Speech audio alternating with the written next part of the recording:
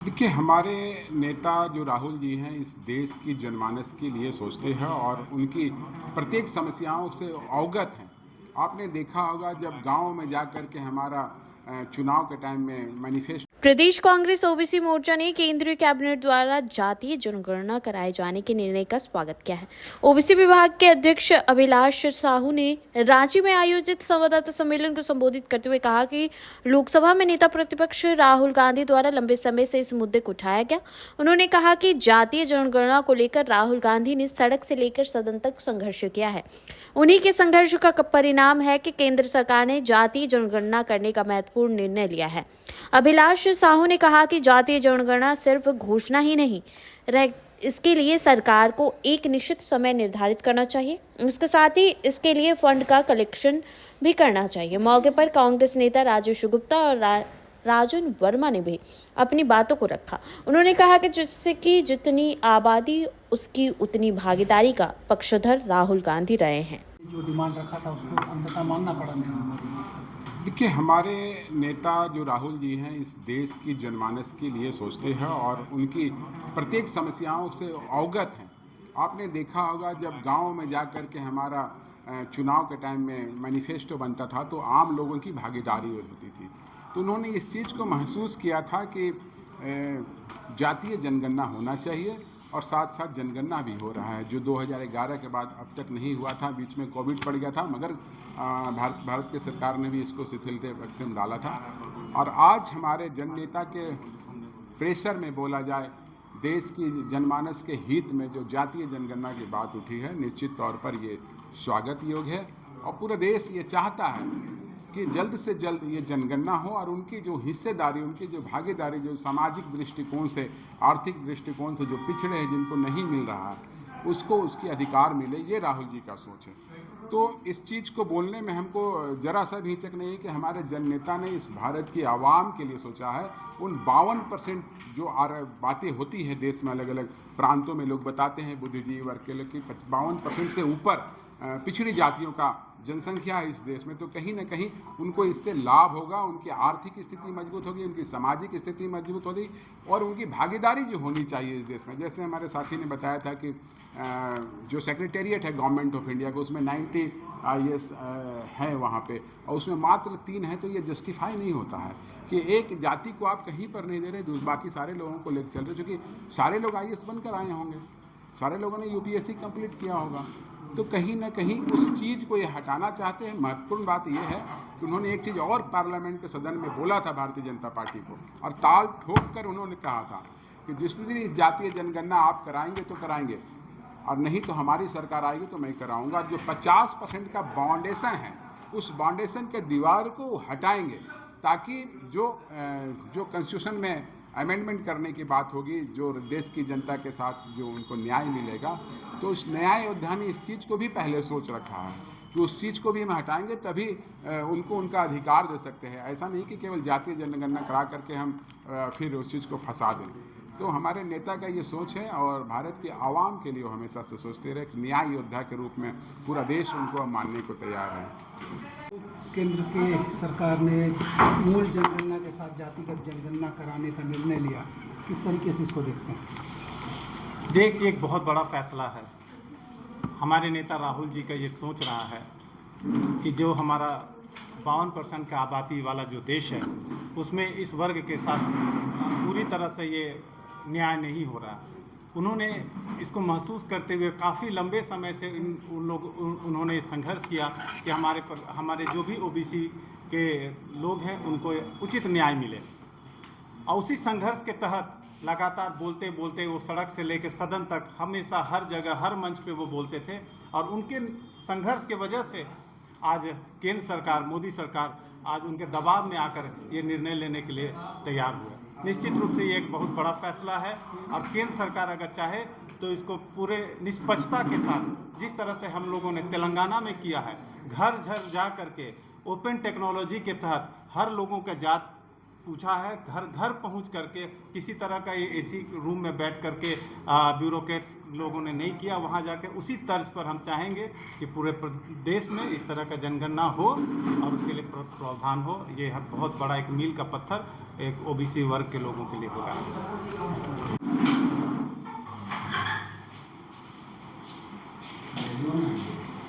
हाँ, स्टार्ट करें।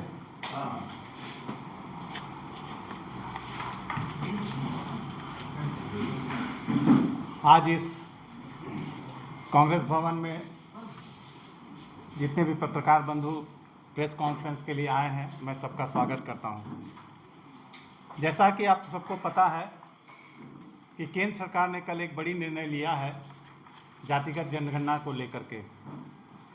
केंद्र सरकार द्वारा जातिगत जनगणना को जो निर्णय लिया गया है उसका झारखंड कांग्रेस के तरफ से, झारखंड प्रदेश कांग्रेस कमेटी के ओबीसी विभाग की तरफ से पूरा समर्थन है और मैं इसका स्वागत भी करता हूं। आज ये जो निर्णय हुआ है ये हमारे नेता राहुल जी का सोच है। राहुल जी ने सड़क से लेकर सदन तक लगातार इस हमारे वर्ग के लिए, ओबीसी वर्ग के लिए संघर्ष करते रहे। और पहली बार उन्होंने ये महसूस किया कि ये उपेक्षित वर्ग है जिन्हें एक आरक्षण की ज़रूरत है। इनके आबादी के अनुरूप इन लोग को आरक्षण प्राप्त नहीं होता है, इन्हें मौके प्राप्त नहीं होते हैं। मैं इसके लिए अपने नेता राहुल गांधी जी और हमारे राष्ट्रीय नेता खड़गे जी, साथ में हमारे जो ओबीसी विभाग के जो अध्यक्ष हैं अनिल जयहिंद जी, मैं उनका सबका आभार तहे दिल से झारखंड प्रदेश के ओबीसी विभाग और पूरे झारखंड के जनता के द्वारा देता हूं। लेकिन हमें शक है कि जिस तरह से 27% जो आरक्षण का मामला अभी भी झारखंड प्रदेश का जो मामला लंबित है, उसी के अनुसार कहीं ये भी मामला लटक जाए। तो झारखंड की तरफ से मैं ओबीसी विभाग का चेयरमैन होने के नाते मैं ये केंद्र से मांग करता हूं कि कुछ भी काम हो ये उसके लिए एक डेडलाइन होना चाहिए। इसके लिए हमारे राष्ट्रीय नेता ने भी यही मांग किया है और साथ में एक बजट का भी एलोकेशन होना चाहिए जिसके तहत हम इस कार्य को हम लोग आगे बढ़ा सके आराम से। जातिगत जनगणना का न्याय दिलाने के लिए हमारे राहुल जी ने जिस तरह से प्रयासरत रहा और हमेशा आपने बीच बीच में सदन में भी उन्होंने बोला कि जहाँ पूरे देश में जो भी हमारे सेक्रेटेरिएट है उसमें जो हमारे सचिव हैं, पूरे 90 सीट में मात्र 3 लोग ही हमारे ओबीसी वर्ग से आते हैं। ये इस तरह का बहुत विषमताएं हैं। साथ ही साथ हम लोग ये चाहेंगे कि शैक्षणिक संस्थान जैसे जगह में, चाहे झारखंड जैसे प्रदेश में जहाँ बेरोजगारी बहुत ज़्यादा है, वहाँ भी जो प्राइवेट कंसर्न के लोग हैं वहाँ भी ये आरक्षण लागू हो। हमारे साथ हमारे जनरल सेक्रेटरी प्रदेश के बैठे हुए राजेश गुप्ता छोटी जी भी, इनकी भी कुछ बातें हैं जो आपके समक्ष रखेंगे। राजेश और महसूस किया है कि राहुल गांधी ने उनकी सबसे कमज़ोर चीज़, और कहा जाए कि देश की 2/3 जनता अपने मूल अधिकार से वंचित है, जिसकी लड़ाई हमारे नेता जन नेता राहुल जी ने पूरे देश में पिछले पार्लियामेंट इलेक्शन के समय और फिर लगातार सदन में, मतलब कहा जाए कि सड़क से लेकर सदन तक इस बात को रखते आए कि जातीय जनगणना होना चाहिए इस देश में और जिसकी जितनी आबादी उसकी उतनी हिस्सेदारी होनी चाहिए। और उसी परिप्रेक्ष्य में लगातार बोलते बोलते इस भाजपा की सरकार ने, केंद्र की सरकार ने आखिरकार राहुल जी की बात को समझे और कल कैबिनेट से ये उन्होंने निर्णय लिया कि देश में जातीय जनगणना होना चाहिए।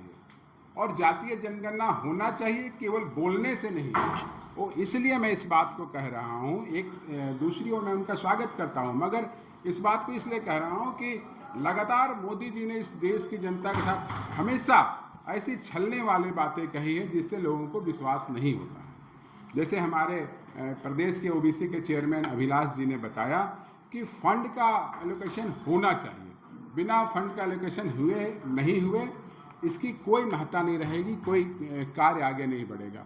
तो मुझे ये लगता है कि राहुल जी ने जो बातें कही कि एक डेडलाइन होना चाहिए, कब से चालू होगा, ये 26 में ख़त्म होगा या 27 में ख़त्म होगा, 1 साल का ड्यूरेशन होना चाहिए, इसको भी भारत की सरकार को क्लियर करना चाहिए, आदरणीय प्रधानमंत्री नरेंद्र मोदी जी को क्लियर करना चाहिए। और सबसे महत्वपूर्ण बातें उन्होंने कही है राहुल जी ने कि जो 50% का बाउंड्री है, उस 50% के बाउंड्री को अगर हमारी सरकार आती है केंद्र में तो उसे तोड़कर हटाया जाएगा।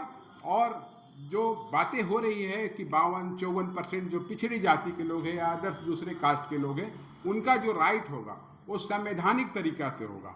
तो आज का ये प्रेस कॉन्फ्रेंस करने का यही मतलब रहा है कि हमारे न्याय योद्धा आदरणीय राहुल जी को भी धन्यवाद हम लोग देंगे और आभार पूरे झारखंड की पिछड़ी जातियों की ओर से करेंगे कि उन्होंने अपनी जो बातें थी, उनकी जो सोच थी, कांग्रेस की जो नीतियां थी, उस नीतियों के तहत उन्होंने लगातार इस आवाज़ को उठाया और आज देश की जनता के समक्ष केंद्र की सरकार झुकी है और इस चीज़ को माना है कि हमारे जन नेता ने आज तक जितनी बातें उठाई है, लगभग इस देश के सारे आवाम की हक की, उनकी हकूक़ की, उनकी शक्ति के लिए जब जातीय जनगणना हो जाएगी तो जिसकी जितनी आबादी, जैसा मैंने बताया, तो आप समझेंगे उनके आर्थिक सामाजिक जो स्टेटस है, उनका जो राइट होगा वो कहीं ना कहीं मजबूत होगा, उससे देश भी मजबूत होगा।